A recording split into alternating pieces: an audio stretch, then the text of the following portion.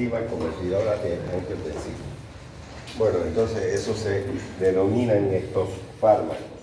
Nos vamos a meter entonces al tema para tratar también de terminar un poco temprano, porque siempre en la nochecita es más difícil de encontrar incluso micro, ¿no? Y la temperatura también puede descender. Bueno, la hipertensión es importante siempre tener los parámetros normales, porque a partir de esa normalidad nosotros podemos decir hay o no hay hipertensión. Entonces esos valores normales de la presión son de 120 a 80, o sea, menos de 120 siempre es mejor decir, y menos de 80 que milímetros de mercurio. Entonces tenemos las dos presiones, la sistólica y la diastólica.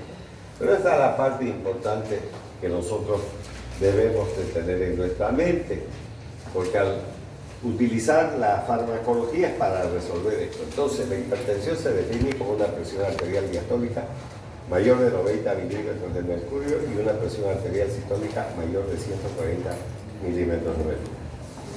Cuando encontramos este tipo de pacientes ya está nuestro diagnóstico. Y si ya tenemos un diagnóstico, entonces a partir de ese diagnóstico nosotros vamos a generar un tratamiento. Y vuelvo a repetir, cuando estoy hablando de los beta bloqueantes es un grupo de fármacos, no son el todo. Este es un segundo grupo, vamos a ver un tercero, un cuarto, etcétera, etcétera. Entonces esta alteración puede resultar fatal, miren ustedes, si se deja evolucionar sin tratamiento, ya que aumenta mucho el riesgo de la trombosis, o sea, accidentes cerebrovasculares y la insuficiencia renal. Todos los órganos o tejidos que están demasiado vascularizados son los que más riesgo tienen. Aquí, en esta facultad, un docente de cirugía se ha muerto por hemorragia cerebral hace unos años atrás. Incluso en esta misma carrera estudió su hijo, que se fue a México, y estando en México, el muchacho tuvo la noticia de que su padre se murió por ese problema. Una hemorragia cerebral, un accidente cerebrovascular y acabó por la vida. Entonces no vayan a creer que las cosas no suceden incluso en el ámbito médico. Entonces hemos dicho que la presión arterial, esta presión arterial, es el gasto cardíaco más la resistencia vascular periférica.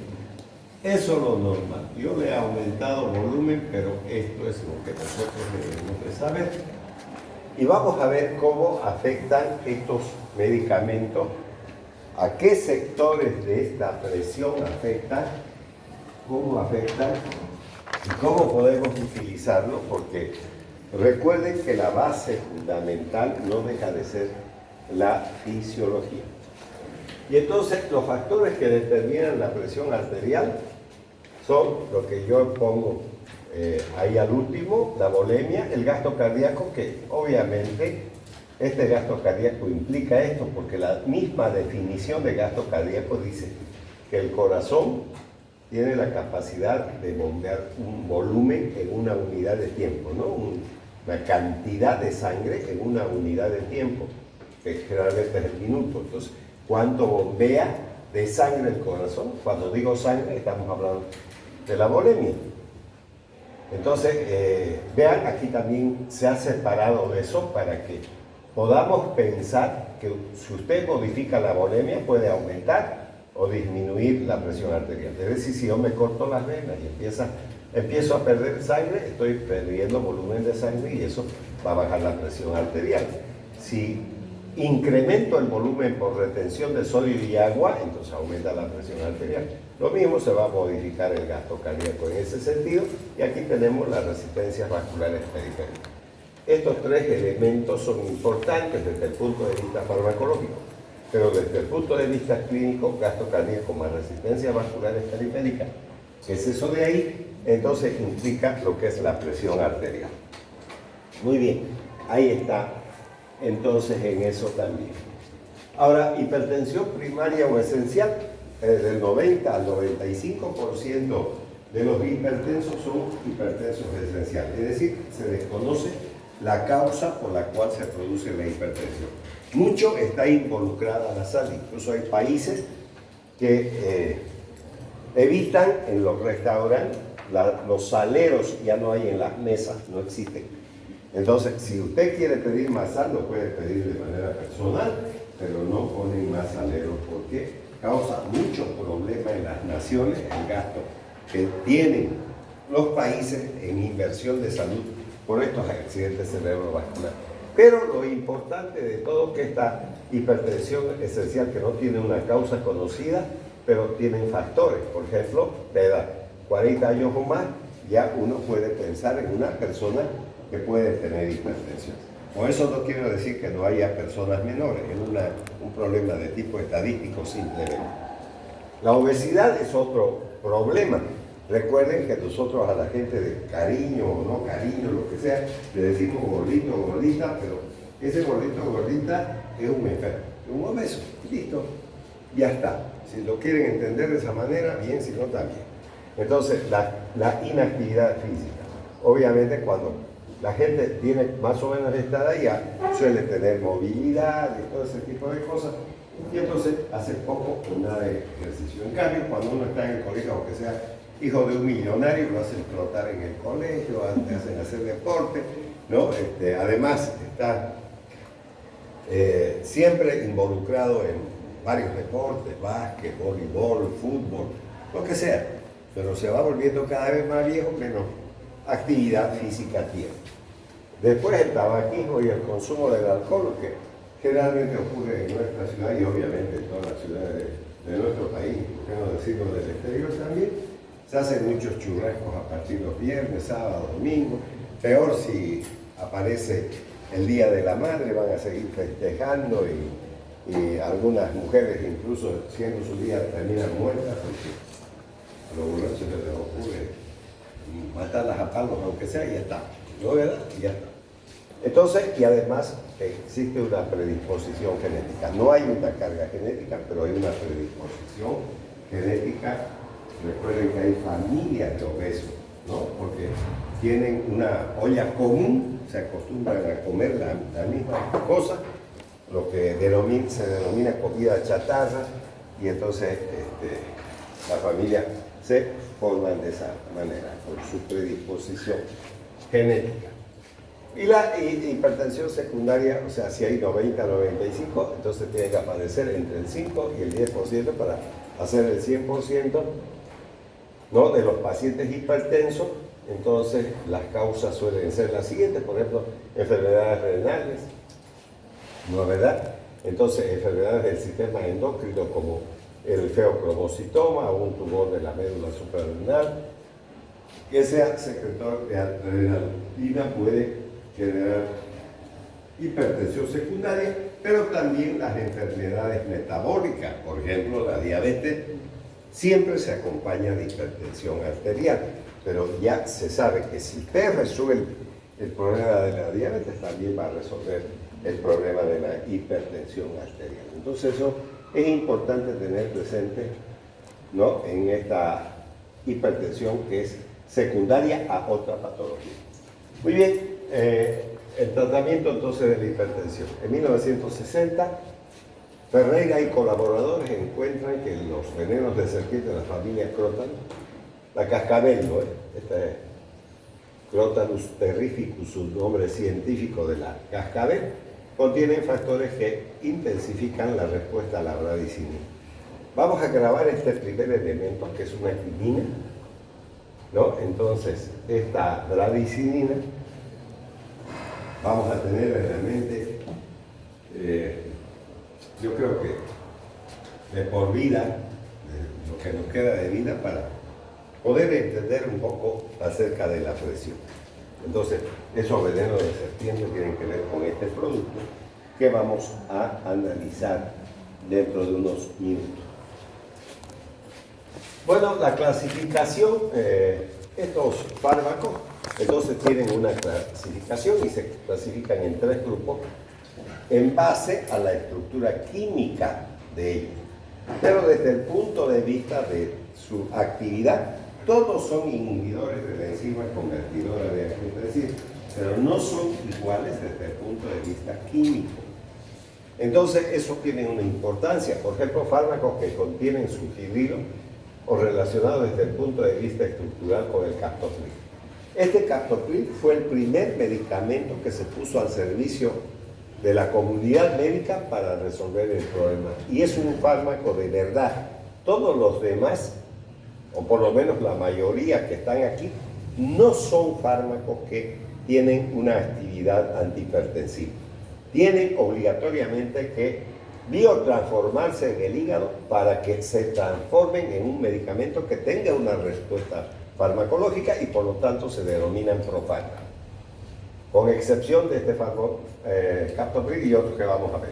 Entonces dentro de ese grupo tenemos el fentiapril y el tibalopril, cefenopril, alacepril. O sea, pertenecen a este grupo que tienen el grupo sufibril. Ahora vamos a ver compuestos que tienen un dicarboxilo relacionado con el aspecto estructural, sobre todo con el enalapril. Este, por ejemplo, ya es un fármaco, un profármaco, porque en realidad el enalapril tiene muy poca actividad antihipertensiva, pero su metabolito, que es el enalaprilato, sí lo tiene.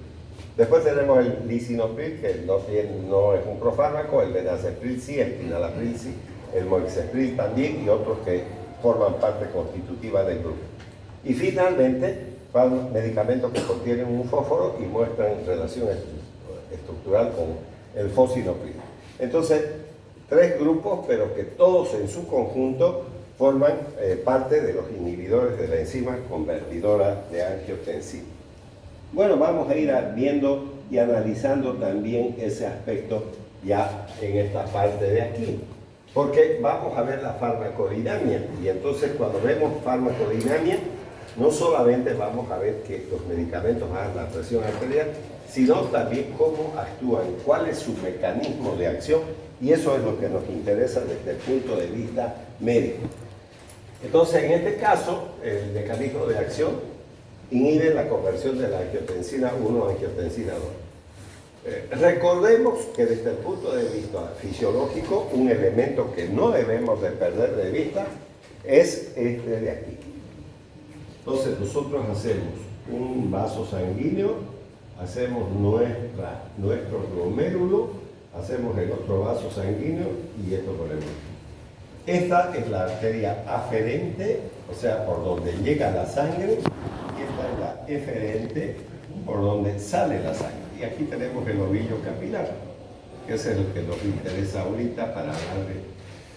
¿Por qué nos interesa para hablar de esto? Porque aquí hay unas células cilíndricas, así, ¿no? Entonces, que se llaman aparato yuxtaglomerular, eso se llama. Y entonces aquí existe una mácula, o sea, un sensor.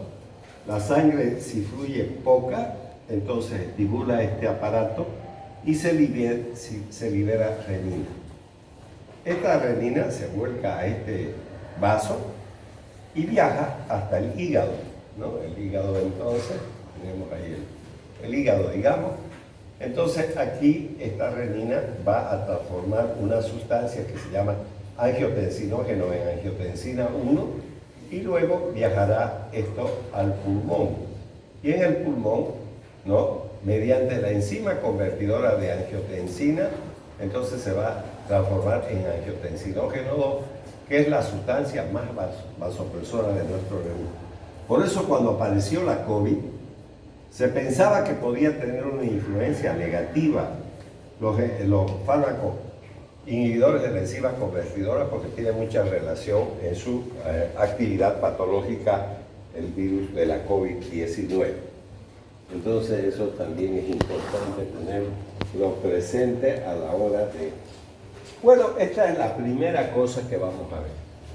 Miren ustedes, a partir de estas células yuxtaglomerulares se va a formar esta prorrenina y diversas sustancias que pueden ver aquí, por ejemplo, la calcreína, la plasmina, la tonina, la elastasa, etcétera, etcétera, van a transformar esta prorrenina en renina.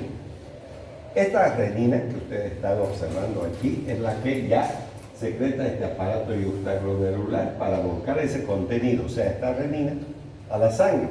Y entonces, al viajar al hígado, el hígado forma este compuesto que se llama angiotensinógeno. Y entonces la acción de la renina sobre este angiotensinógeno transforma en angiotensina 1. Esta angiotensina 1, por la presencia de la enzima convertidora de angiotensina, enzima convertidora de angiotensina, va a transformar esta angiotensina 1 en angiotensina 2. Entonces tuviéramos que bloquear esto. Pero no solamente ella hace eso. Por ejemplo, la catepsina, la quinasa, etcétera, etcétera, de la misma tonina que está por acá, también, digamos, pueden provocar eso. Pero además existe una vía directa entre el angiotensinógeno y la angiotensina 2. Y entonces aquí tenemos otra vez la catepsina, tonina, elastasa y demás cuestiones. Entonces que pueden transformar de manera directa. O sea, no necesariamente bloqueando esta enzima terminamos la hipertensión arterial. Si eso es así, entonces me tiene que hacer mucha bulla en mi cabeza que no es un medicamento efectivo para el 100% de los pacientes. Es decir, hay pacientes que pueden no responder al tratamiento de los inhibidores de la enzima convertidora. Y además me está diciendo que solamente va a responder en las hipertensiones leves a moderadas. Cuando son graves no va a responder porque existen otros elementos que pueden seguir generando la formación de angiotensina 2. Eso es importante tener presente también. Bueno, vamos a seguir viendo otros cuadros. Este está más completo, porque recuerden que hace un momento les dije que graben esa sustancia denominada bradicinina, les dije que hagan eso. Y entonces vamos a verla aquí. Fíjense ustedes de nuevo, aquí dice sistema renina-angiotensina, aquí está el angiotensinógeno. Entonces, vuelve a repetir que la tonina, la catepsina, todas esas pueden tener una acción directa, ¿no? Para no olvidarse. Igual, en este caso, de la angiotensina 1 a la angiotensina 2, pero la más importante es la enzima convertidora de angiotensina. Entonces, esta enzima es la que vamos a bloquear con los medicamentos. Y entonces, ¿qué hace esta enzima? Transforma la angiotensina 1 en angiotensina 2, y esa va a estimular la aldosterona. Y la aldosterona, ¿qué va a hacer? Va a retener sodio y agua. ¿Y qué va a modificar de esto? ¿Qué va a modificar? Va a modificar el volumen. Porque al retener sodio y agua, al retener estos elementos, digamos, que son importantes, voy a aumentar el volumen, porque estoy reteniendo este sodio más esta agua. Y al aumentar el volumen, entonces aumenta la presión arterial, eso va a aumentar. ¿No es? ¿Qué estoy modificando entonces con este sistema? El volumen, no otra cosa, no estoy hablando de resistencia. ¿Y quién aumentaría la resistencia vascular periférica? La transformación de angiotensina 1 en angiotensina 2. Esta es la sustancia más vasopresora de nuestro organismo. ¿Y qué modifica? Esta resistencia vascular y la sube esa angiotensina. Entonces, si yo bloqueo eso, ya está. Entonces no se va a formar ni esta sustancia vasopresora, ni esta sustancia que retiene sodio y agua. Pero hay otro problema. Esta enzima convertidora de angiotensina va a transformar esta bradiquinina, ¿no es verdad? Si ustedes ven, aquí está la flecha, en una quinasa inactiva. O sea, esto se va a convertir en una quinasa inactiva por la presencia de este elemento. Pero si yo la bloqueo, entonces esta bradicinina no se va a transformar en esta inactiva. ¿Y qué vía va a seguir esto? Va a generar vasodilatación.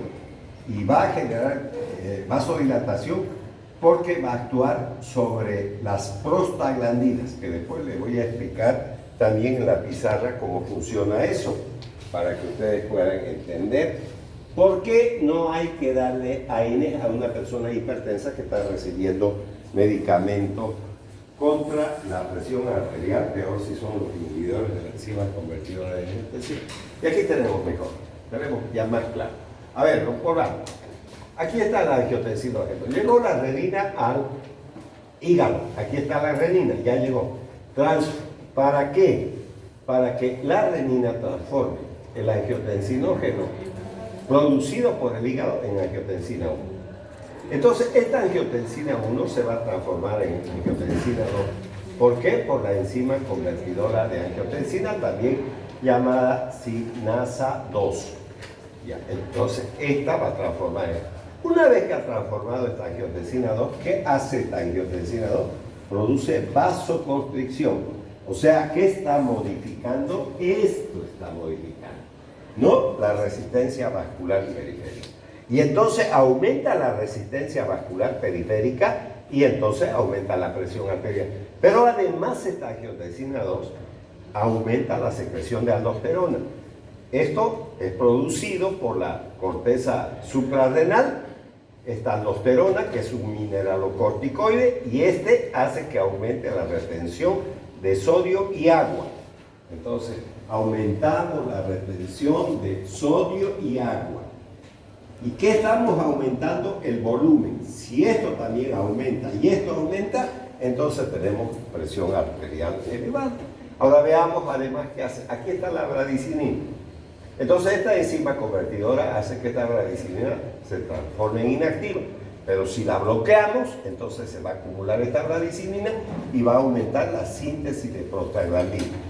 Y estas prostaglandinas tienen acción vasodilatadora. Entonces, si yo digo que tengo un vaso de agua aquí lleno, ¿no es cierto? Aquí, pero si aumento el diámetro de este vaso y lo vuelvo más grande, mucho más grande, entonces el agua va a venir aquí para disminuir la presión. Entonces eso voy a hacer con la vasodilatación. Y entonces esta vasodilatación no va a actuar sobre el angiotensinógeno y va a disminuir la resistencia vascular periférica y va a disminuir la presión arterial. Entonces me interesa esta bradicinina, ¿no?, que mantenga esto. Ahora voy a mostrarles cómo ocurre, ¿no es cierto?, el problema de las prostaglandinas, para que vean que los AINES no sirven. ¿Y por qué les estoy diciendo que no sirven cuando alguien tiene hipertensión? Porque la hipertensión lo que más produce es dolor de cabeza. ¿Qué yo hago si me duele la cabeza? Voy a salir a la calle, voy a cruzar a la venta y entonces le voy a decir a la ventera: tiene paracetamol, tiene aspirina, tiene novalgina, tiene ibuprofeno, tiene lo que sea, ya está. Cualquier cosa que me calme el dolor de cabeza. ¿Y entonces qué voy a hacer? Entonces voy a mostrar las células del ser humano, con excepción de las neurológicas, viven toda la vida. Las células neurológicas. Las otras no. Por ejemplo, ustedes saben que un glóbulo rojo vive 120 días, nada más, ¿no? Por término medio. Si se tratase, digamos, de las células del estómago o del intestino, viven de 3 a 5 días y después estamos cambiando constantemente. Todo el tiempo vivimos descamando. Nuestro cabello no es el mismo desde que nacimos. Para eso vamos al peluquero. Las damas incluso venden su cabello, les compran el cabello y ya está. Listo, y hay algunas que no les gusta y ese corte se cansaron y se hacen otro corte y pueden hasta pelonearse si quieren y ya está. Entonces, no hay una célula que viva, digamos, toda la eternidad, salvo las neurológicas. En eso estamos claros. Ya, entonces, si se mueren las células con diferencia, entonces estas células, esta que estoy dibujando aquí, entonces tienen membranas. Y estas membranas son lipoproteicas. Y entonces hay una enzima que se llama fosfolipasa A2. Esta fosfolipasa A2, estos lípidos membranales, lo transforman en ácido araquidónico. Ácido araquidónico. Ya, este ácido araquidónico, entonces va a seguir dos vías. Una vía de las lipooxigenasas, ¿no?, y de la vía de las ciclooxigenasas, que son las COX, como se conoce, ¿no? Ciclo, está ciclo y esto oxigenasa. Entonces hay la 1, la ciclooxigenasa 2 y la ciclooxigenasa 3. Entonces estas 3 ciclooxigenasas ¿Qué van a formar? Los denominados endoperóxidos. Endoperóxidos. Estos endoperóxidos, la verdad, son de dos clases. Las prostaglandinas G2 y las prostaglandinas H2. Esos son los endoperóxidos. Y estos endoperóxidos van a formar las prostaciclinas, que hay una sola que se llama prostaglandina I2, así se llama. Y después las prostaglandinas, que pueden ser la prostaglandina E2, la prostaglandina F2, 2-alfa, perdón, está mal escrito esto, prostaglandina F2-alfa, etcétera, etcétera. Y el tromboxano A2. Ya. Entonces, si me tomo una novalgina, me tomo un paracetamol, lo que sea, voy a bloquear esto. Si bloqueo estas enzimas, no hay cómo se transforme este ácido araquidónico en endoperóxido.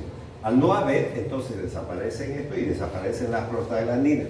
Si desaparecen las prostaglandinas, ¿no? ¿Qué va a pasar? No hay prostaglandinas, no hay vasodilatación, no hay la formación de esto ni la resistencia periférica. ¿Qué estoy haciendo con el AINE? Estoy aumentando la presión arterial y no estoy disminuyéndola, por eso no sirve. Pero hay malditos médicos, véanlo si no me creen. Le están dando un medicamento antihipertensivo de estos en la receta y más abajito le están recetando un AINE porque le duele la cabecita o lo que sea. Entonces habrá que preguntarle al médico por qué hacen eso. ¿No es? ¿Y quién va a criticar? El que sabe. El que no sabe lo va a ver bien. Pero el que sabe sí va a criticar porque es lo que quiere. ¿No es? Y entonces no es para que se lo guarden. Si usted le da un enalapril a alguien, tiene que decirle, si le duele la cabeza, no me esté comprando eso. Venga aquí de nuevo, yo le voy a decir que es lo que va a tomar.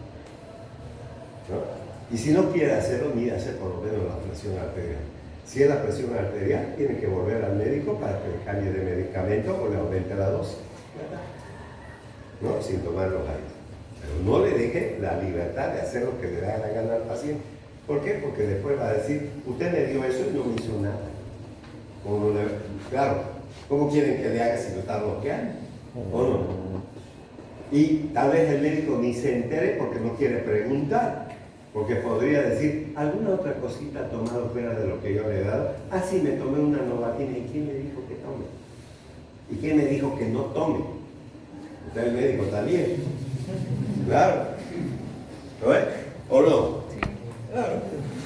Listo. Ya, entonces, en estos esquemas estamos viendo cómo trabajan las cosas. No es que sean las cosas así, ¿no? Entonces, vean que no tiene nada que ver con los beta bloqueantes estos, pero igual bajan la presión arterial. Entonces ahí tenemos. Ya, entonces seguimos. Ahora, efectos farmacológicos en animales de laboratorio y seres humanos normales.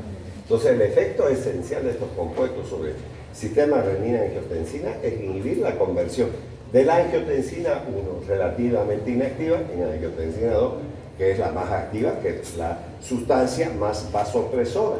Ahora, los inhibidores de la enzima convertidora de angiotensina ACE, recuerden ser el ACE lavando y descansando, ya, enzima convertidora de angiotensina, atenúan la respuesta de la angiotensina 1 o la suprimen, pero no de la angiotensina 2, porque si ya hay formada esa angiotensina 2, igual va a elevar la presión arterial, porque de hecho ya está.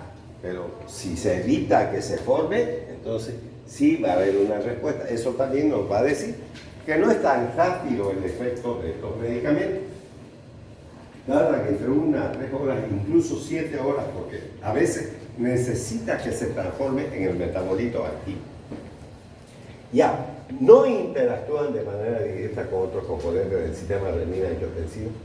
Los principales efectos farmacológicos, entonces clínicos, de los inhibidores de la enzima convertidora de angiotensina parece surgir por la supresión de la síntesis de angiotensina 2.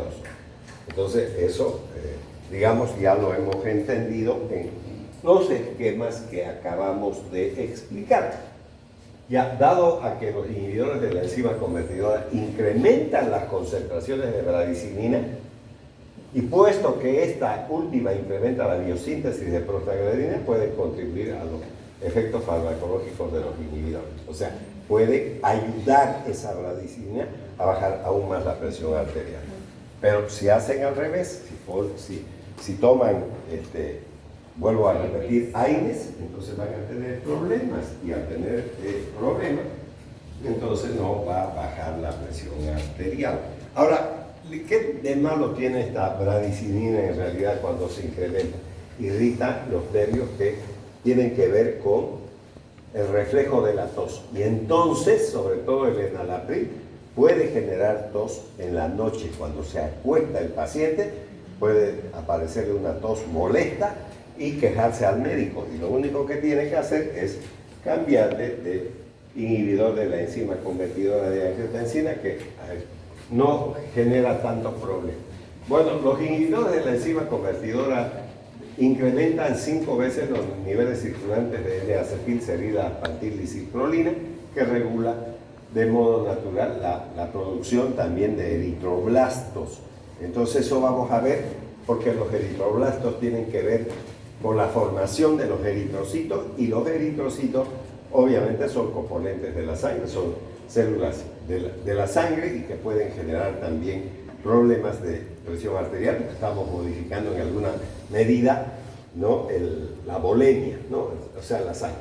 Ya, los inhibidores de la enzima convertidora de angiotensina incrementan la liberación de renina y la tasa de formación de angiotensina 1. Es decir, si estoy produciendo la inhibición de la transformación de angiotensina 1 con angiotensina 2, estoy bloqueando aquí, esta va a aumentar de volumen en, digamos, en la circulación.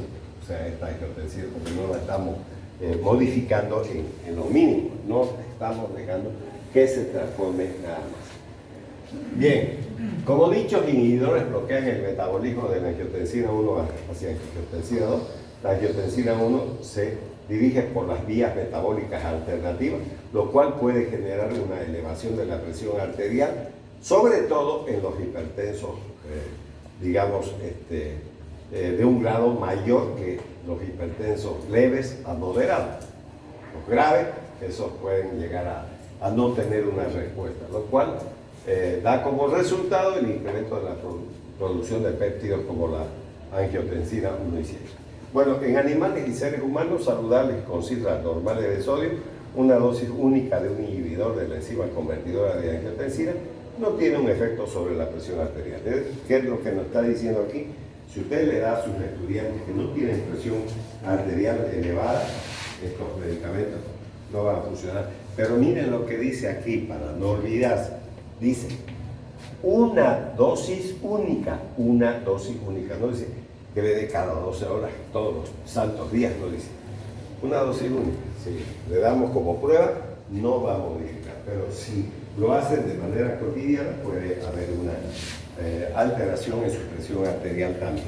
Pero aquí está hablando de una dosis única, entonces no va a haber una modificación en la presión arterial de las personas normales. Ahora, esto también es interesante, porque es un resumen de lo que tenemos que decir. Entonces, veamos lo que dice, ¿no? Aquí dice inhibición de la enzima convertidora de angiotensina. ¿Qué hace esta inhibición? Incrementa, o sea, genera un aumento de la renina. Si usted inhibe la enzima convertidora de angiotensina, va a aumentar la renina en circulación. Aumento de la bradicinina también, porque al bloquear la transformación de la bradicinina en inactiva, entonces va a aumentar la bradicinina. Y ese aumento de bradicinina va a aumentar la fosfolipasa 2. ¿Dónde diablos la tengo, la fosfolipasa 2? Aquí. ¿Qué hacía la fosfolipasa 2? Transformaba los lípidos membranales en ácido araquidónico. Eso hacía. Entonces, aquí dice eso, aquí dice. ¿No? ¿Y eso qué va a hacer? Va a aumentar las prostaglandinas, que son vasodilatadoras. Si aumento este ácido araquidónico y esto no está bloqueado por los AINES, ¿qué va a aumentar? Las prostaglandinas. ¿Y estas prostaglandinas qué hacen? Vasodilatación. Si hay vasodilatación, hay caída de la presión arterial. Está claro, ¿no es? Por eso he hecho este otro esquema, que no lo tengo ahí.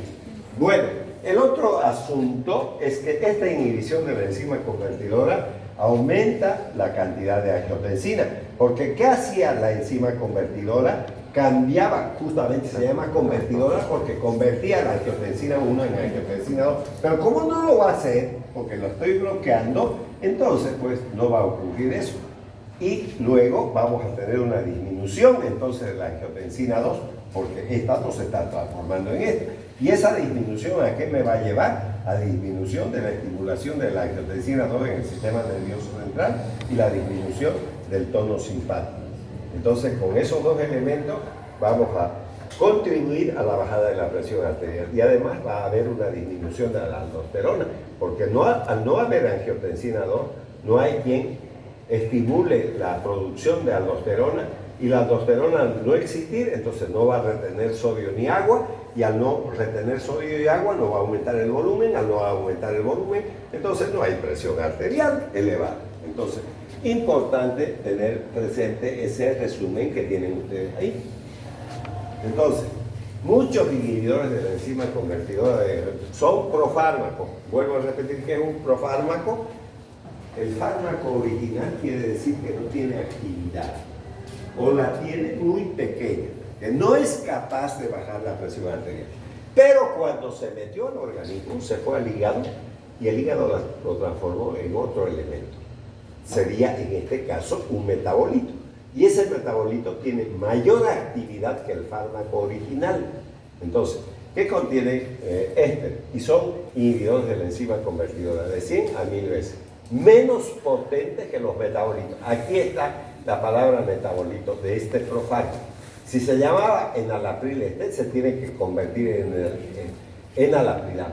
Y ese metabolito llamado enalaprilato, entonces va a ser activo, pero que tiene mucho mejor actividad y biodisponibilidad que las moléculas que son los fármacos que le estamos dando de manera original y que vamos a ver de manera individual luego en esta parte de las diapositivas. Bueno, este cuadro no es para que no los aprendamos, porque los cuadros son para los libros. Yo los he puesto, pero no con la intención de que ustedes aprendan nada. Pues se los voy a mostrar igualito, digamos, fármaco por fármaco. Simplemente quiero que vean los del captopril y el enalapril, nada más. Entonces, su lipofilia, o sea, la capacidad de absorberse es de 0 enteros, décima, centésima, milésima, 79 milésimas, ¿no?, de absorción. La excreción es renal, latencia. Cuando dice latencia, debo de darle y medir la presión arterial inmediatamente que toman. No, tengo que esperar 30 minutos para que tenga, digamos, una absorción. Y entonces, ¿cuál no es el efecto máximo? A la hora. Entonces, ¿cuándo deberé de medir la presión arterial? Por lo menos a la hora, pues, ¿no?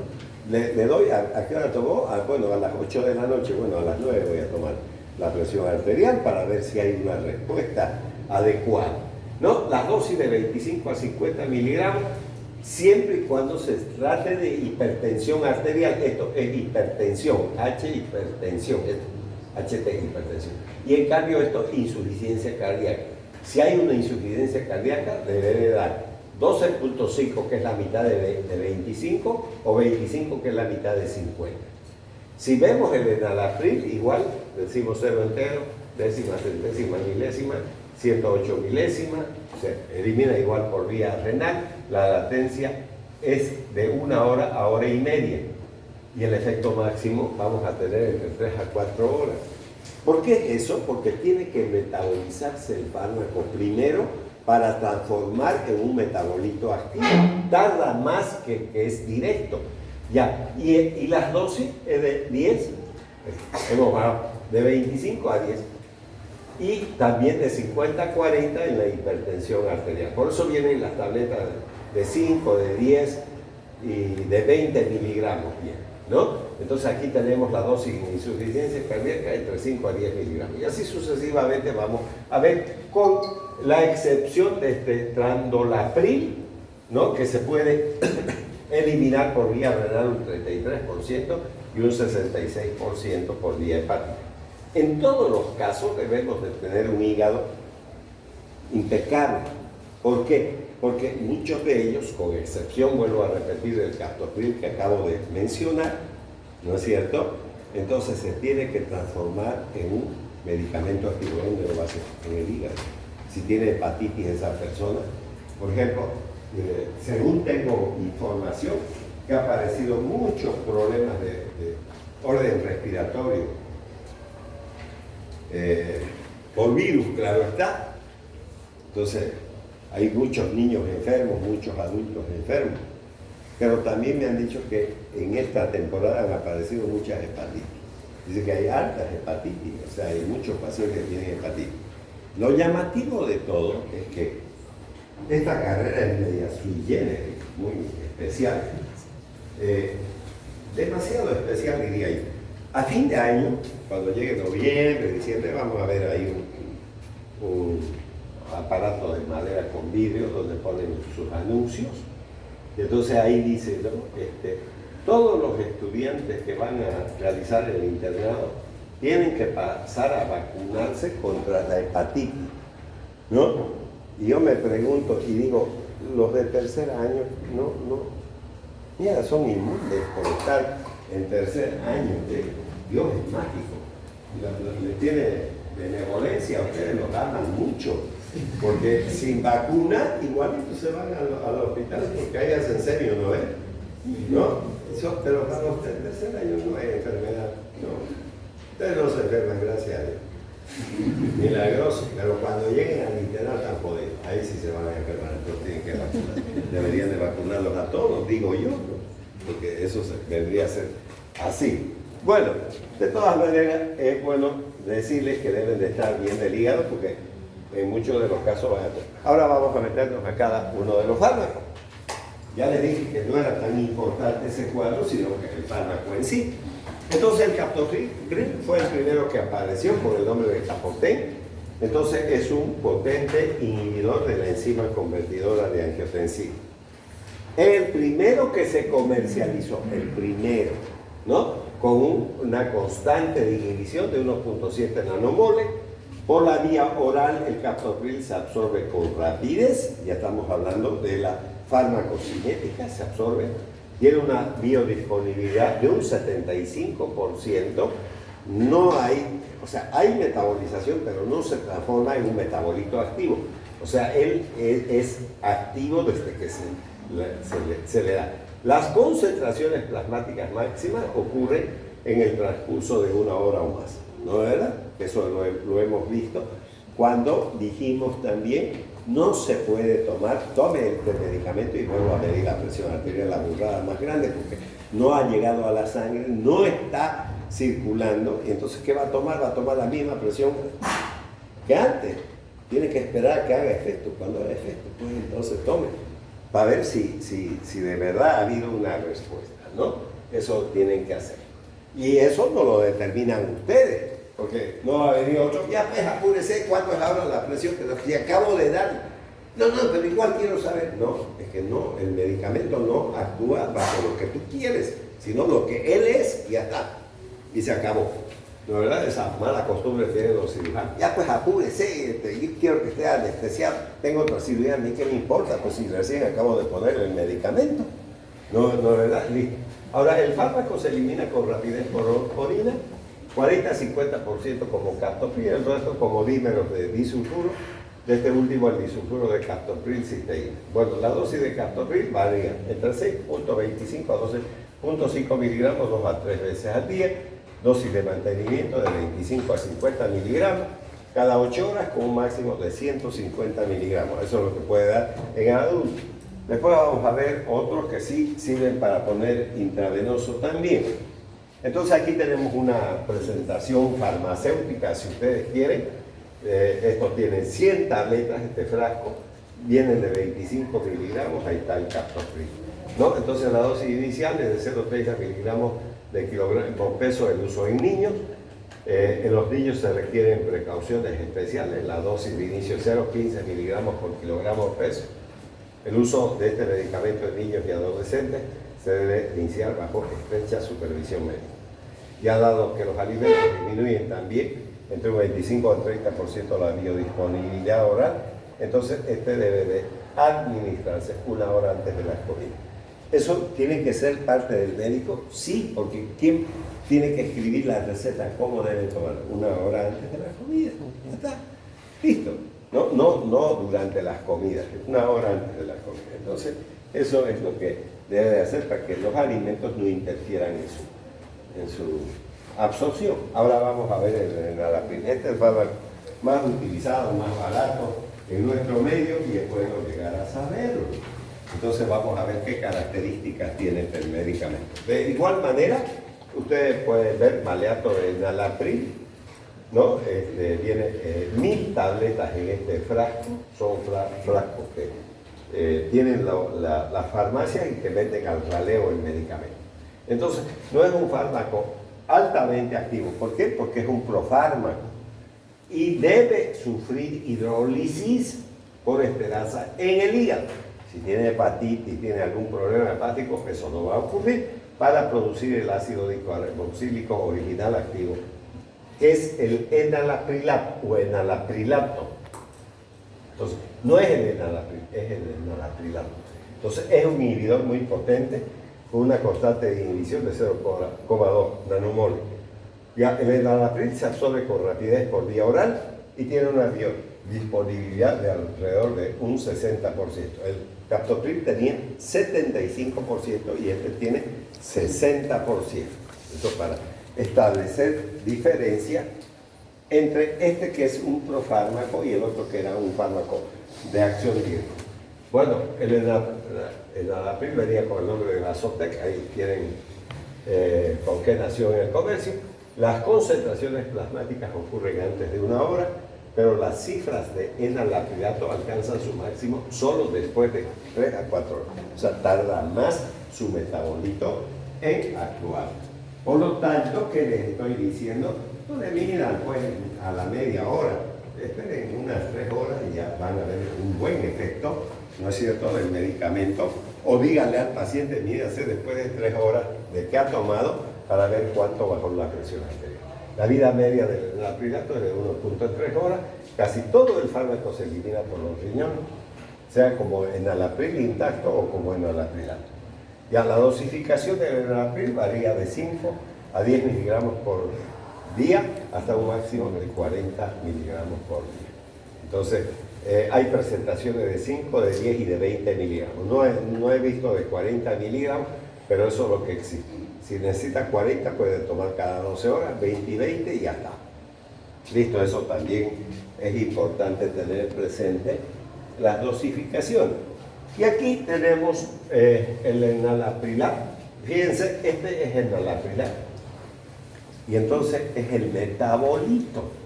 Ya no es el fármaco. Y entonces sirve para inyección. Viene con el nombre de Vasotec. No se absorbe por vía oral, pero está disponible para la aplicación intravenosa. El tratamiento oral no es apropiado. No se puede dar por vía oral, porque ya es el metabolito. Si es el metabolito, entonces para vía intravenosa. La dosificación para hipertenso es de 0,5 a 1 miligramo. Mire cómo varía, siendo el mismo fármaco, porque es el metabolito.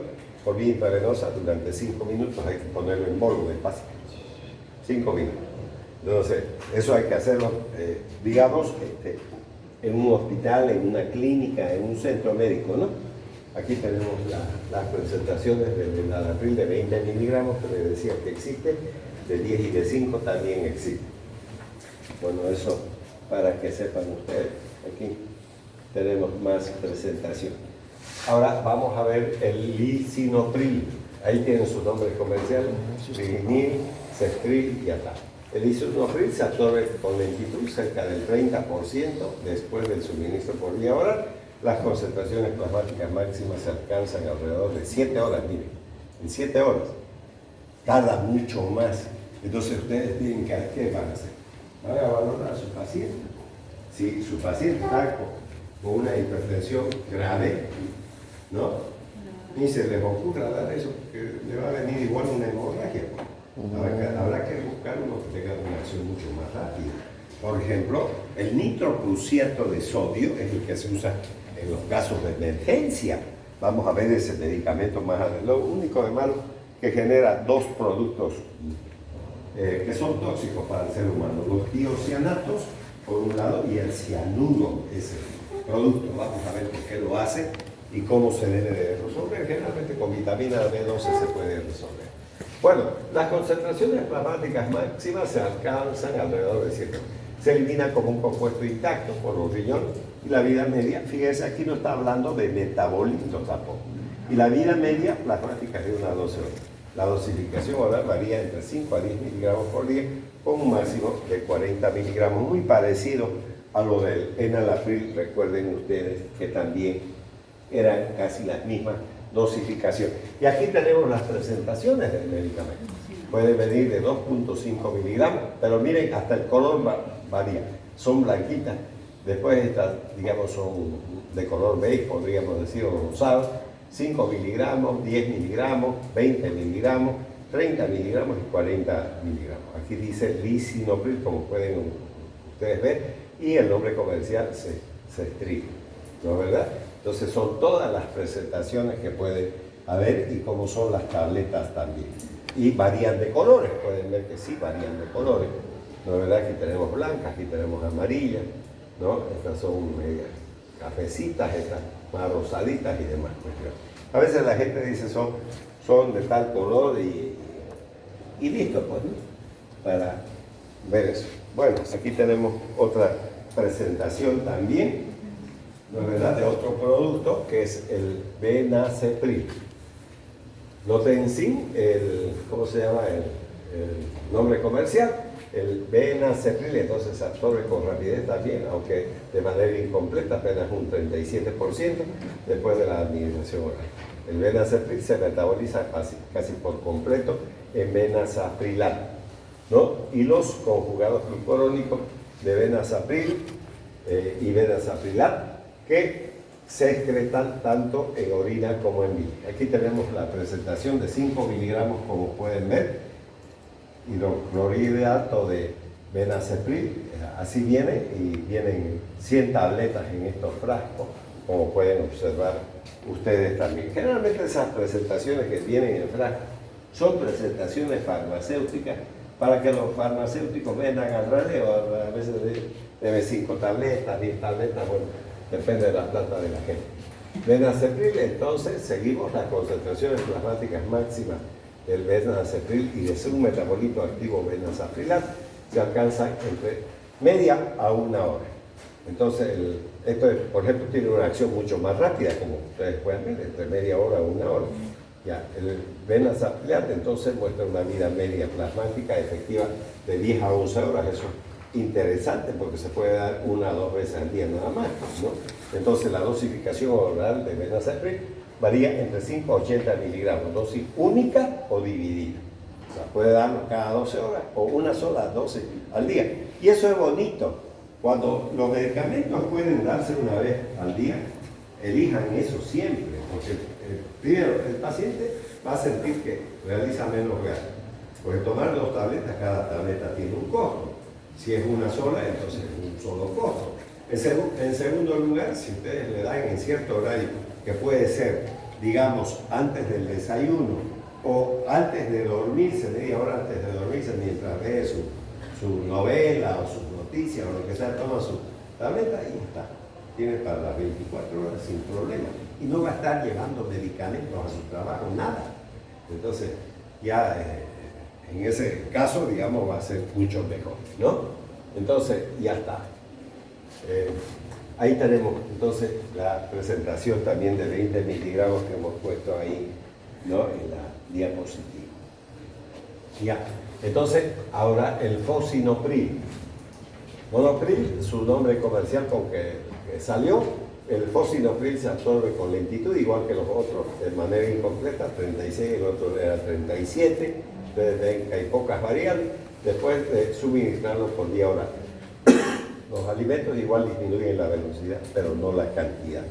Lo ideal es dar 1 hora antes de la comida, se podría hacer eso, siempre y cuando el médico vea conveniente esa administración. El fosinopril se metaboliza casi por completo en fosinoprilat, que es el metabolito 75%, y al conjugado glucurónico de fosinoprilat. se excretan por orina y la bilis también. Entonces, la mayor parte de los medicamentos, para no pelarle, entonces se eliminan por vía renal. Aquí tenemos las presentaciones del fosinopril, que viene de 10 miligramos, de 20 miligramos y de 40 miligramos. Como pueden ver, todas tienen el mismo color, pero tienen diferentes formas. Entonces eso para orientarse también en términos de lo que le dan. Aquí tenemos el fosinopril, también en frascos grandes de 10 miligramos. Es esta presentación que tenemos aquí, pero sepan también ustedes que viene de 20 y 40 miligramos. Entonces, esas presentaciones de estos medicamentos para el tratamiento de la hipertensión. Entonces, seguimos con él. Las concentraciones plasmáticas máximas, miren, se alcanzan alrededor de 3 horas, tiene una vida media efectiva de 11 horas y media. La dosificación oral de fosinopril varía de 10 a 80 miligramos. Lo que vimos ya en las presentaciones también. En personas con depresión de sodio o agua, insuficiencia renal, se disminuye la dosis a 5 miligramos. Entonces, ya tenemos aquí también las presentaciones, como pueden ver en estos blisters que ustedes están observando ahí en la diapositiva. Muy bien, ahora vamos a ver el Trandolaprilat.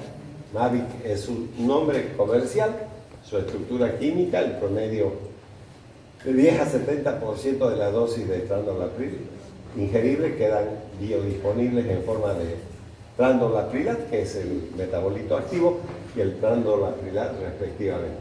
Entonces los alimentos disminuyen también la velocidad, lo mismo que ocurre con los demás.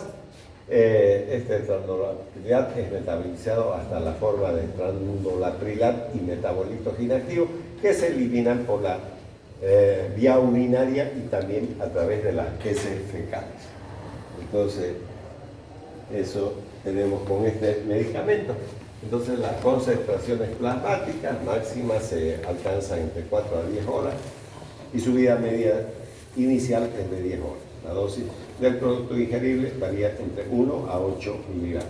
Este es uno de los productos que menos se administra, o sea, podríamos decir, si está relacionado en términos de la potencia, sería el más potente de todos, porque en realidad no estoy hablando de eficacia, sino de potencia, que está relacionado con la dosis. Ustedes tienen que darle 1 a 8, la mayoría de 5 a 40, la mayor parte de ellos que hemos visto, y en algunas oportunidades, como el último que acabamos de ver, de 80 miligramos incluso, ¿no?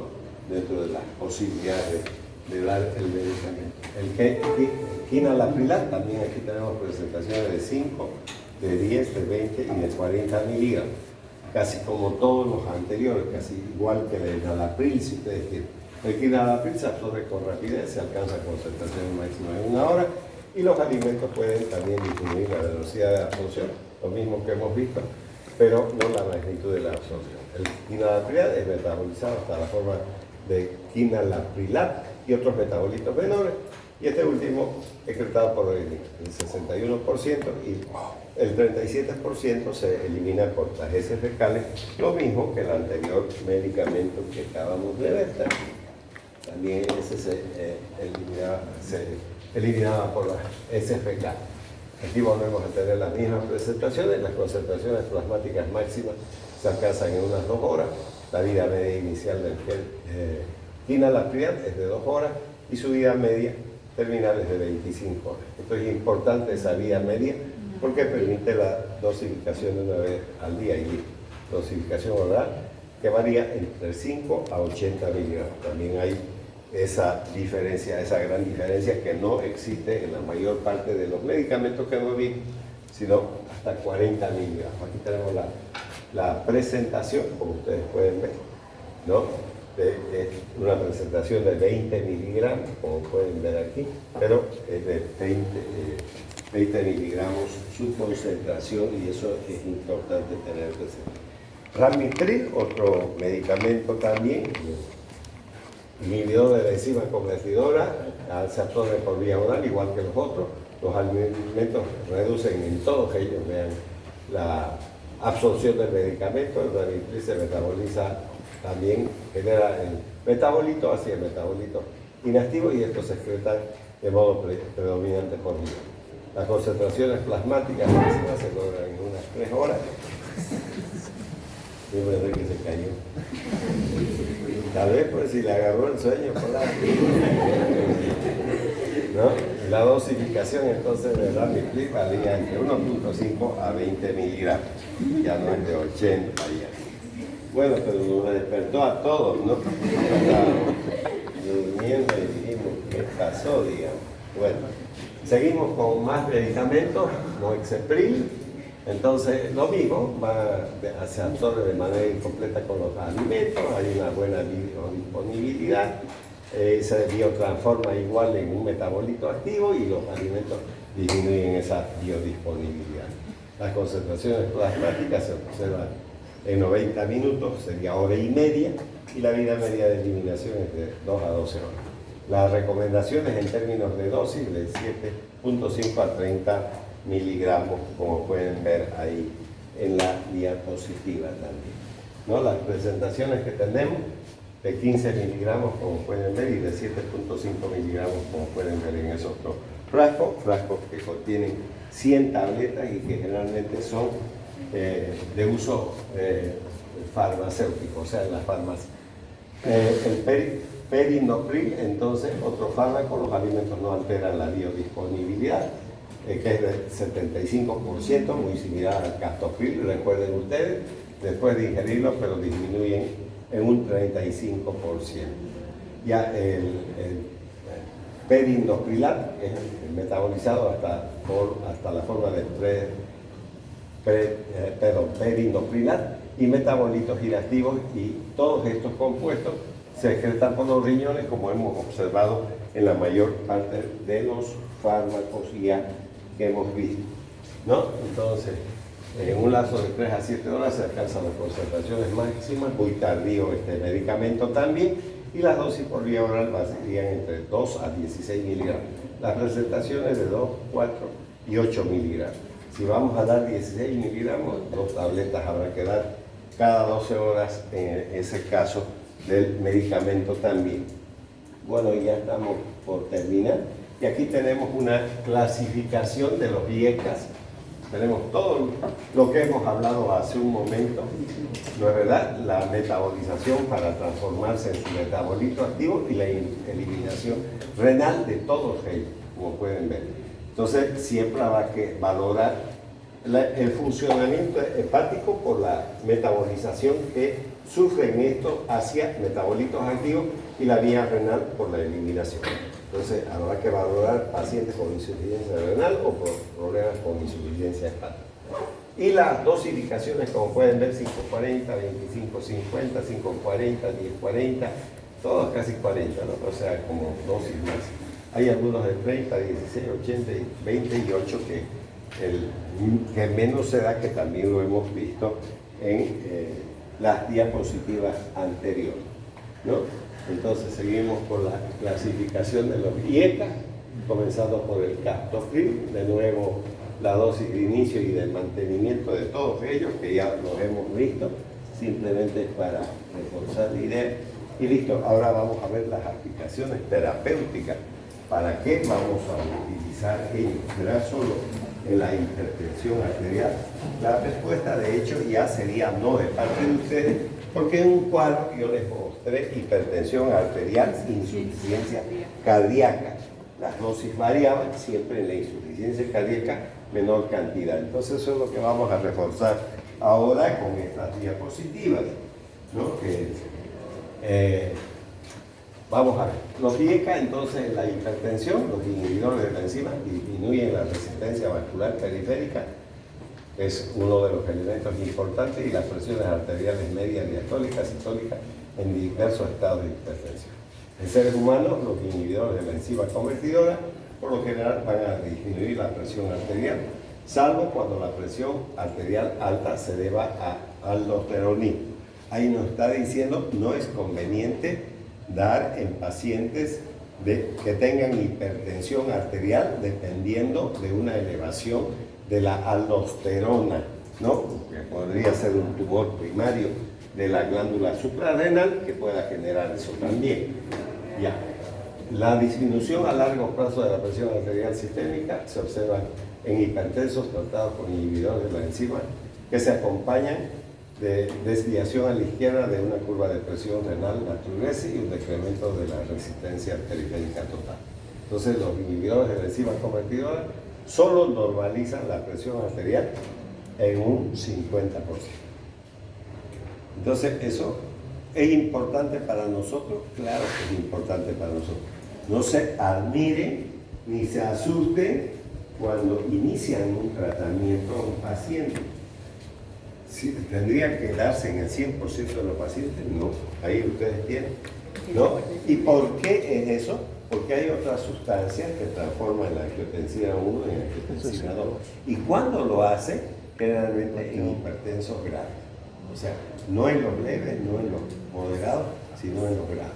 Entonces ahí sí se podría asociar probablemente un diurético u otro fármaco que pueda en alguna medida resolver el problema. Incluso vienen, podría decir enalapril D, por ejemplo. ¿Qué quiere decir enalapril D? Está el enalapril como tal, pero a su vez asociado al diurético, por eso dice D, ¿no? Entonces, usted podría dar esa asociación, ¿no? Entonces, el 90% de los enfermos hipertensos de leve a moderada hipertensión se controlan mediante la combinación, miren ustedes, de un inhibidor de la enzima con un bloqueador de los canales de calcio. Ahí entonces van a entrar las 1,4 dihidropiridinas. Dentro de eso está nifedipino, irradipino, amlodipino, etcétera, etcétera. O también aquellos que tienen problemas asociados a la hipertensión, pero con problemas cardíacos, entonces podrían utilizar el diltiazem o el verapamilo, que pertenecen a estos bloqueantes del calcio o inhibidores del calcio. También se podría utilizar un bloqueador de los receptores beta-adrenérgicos o un diurético. Por eso decía enalapril D, entonces enalapril más diurético. Pero si usted quiere, puede utilizar tal vez atenolol más, los inhibidores de la enzima convertidora de la angiotensina, porque ya no estamos hablando de una hipertensión leve que se podría controlar con un solo medicamento y ya está, ¿no? Entonces eso podría llegar a ocurrir. Entonces esas mezclas se pueden hacer. Los IECA en la hipertensión, los inhibidores son mejores que otros antihipertensivos en hipertensos con diabetes. Esta sigue siendo una hipertensión secundaria. ¿Secundaria a qué? A diabetes. ¿Y qué nos está diciendo la literatura? Oigan, de todos los diuréticos, elijan estos. Funcionan mucho mejor en pacientes hipertensos diabéticos. Ya. Entonces, eso, digamos que ellos mejoran las funciones endoteliales. ¿Quién dijo esto? Entonces, O'Driscoll y colaborador. ¿Qué año fue ese estudio? 1997. Y disminuye el número de trastornos cardiovasculares en mayor grado de cómo lo hacen los bloqueadores de calcio. Eso estudió Estacio y colaboradores en 1998. Tati y colaboradores en 1999, o diuréticos asociados a diuréticos y antagonistas de los receptores beta-adrenérgicos. Eso estudió Hanson y colaboradores en 1999. Entonces tenemos varios estudios realizados con respecto a la hipertensión arterial. Muy bien, yo creo que aquí vamos a quedar y ya. De nuevo voy a volver a repetir. Vendría nuestra clase del miércoles. No vengan, voy a estar en la ciudad de Sucre. Viajo mañana al mediodía. Entonces voy a retornar el día viernes a las 5 de la tarde, estaré aquí a las 6 de la tarde. Y entonces, y el lunes tampoco vamos a tener clases porque es Día de la Madre. Ya les he dicho que en la tarde no vamos a trabajar. Generalmente la gente tiene costumbre de hacerle una cena a su mamá o, en todo caso, digamos, sacarla a algún restaurante.